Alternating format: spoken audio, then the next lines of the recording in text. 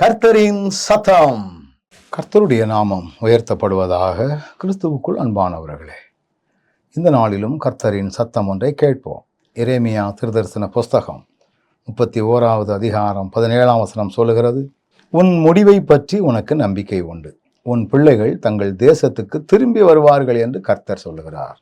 உன் முடிவை பற்றி உனக்கு நம்பிக்கை உண்டு. நம்பிக்கை ஊட்டக்கூடிய வார்த்தைகளை ஆண்டவர் நமக்கு இந்த நாளிலே தருகிறார்.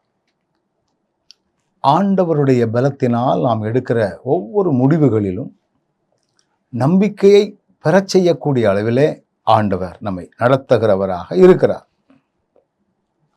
உன் பிள்ளைகள் தங்கள் தேசத்துக்கு திரும்பி வருவார்கள்.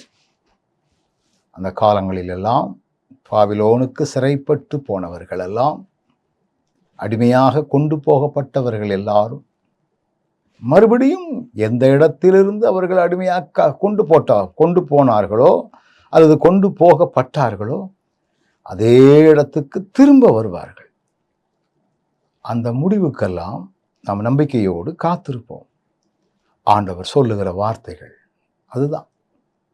மிக முக்கியமாக, மிக மேன்மையாக நடத்துகிற கர்த்தர் நமக்கு கூட இருக்கிறார்.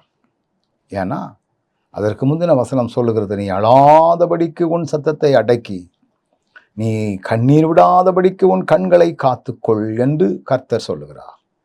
உன் கிரியைக்கு பலன் உண்டென்று கர்த்தர் சொல்லுகிறார். அவர்கள் சத்துருவின் தேசத்திலிருந்து திரும்பி வருவார்கள். நாங்கள் ஒரு நாள் சீயோனுக்கு திரும்பி வருவோம் அப்படின்னு அவர்களுடைய நம்பிக்கை இருந்துச்சு. அந்த எண்ணங்களின்படி நடத்துகிற கர்த்தர் தொடர்ந்து அவர்களை நடத்துகிறார். கண்களை மூடுவோமா? நல்ல ஆண்டவரே, அடிமைப்படுத்தப்பட்டு இருக்கக்கூடிய இடங்களிலே நாங்கள் தொடர்ந்து அங்கேயே இருக்கணுங்கிற அவசியம் இல்லை. ஒரு நாள் வரும், சொந்த இடங்களுக்கு நீர் என்னை கொண்டு வரக்கூடியவர். அடிமைப்படுத்தப்பட்டு இருக்கக்கூடிய இடங்களிலிருந்து எங்களை விடுவிக்கக்கூடியவர். அதை நாங்கள் உணர்ந்து வாழ்வதற்குரிய பலன் தந்து எங்களை வழி நடத்தும். உயிர் தெழுந்த இயேசுவின் நாமத்தில் ஜெபிக்கிறோம், ஜீவனுள்ள நல்ல பிதாவே. ஆமென்.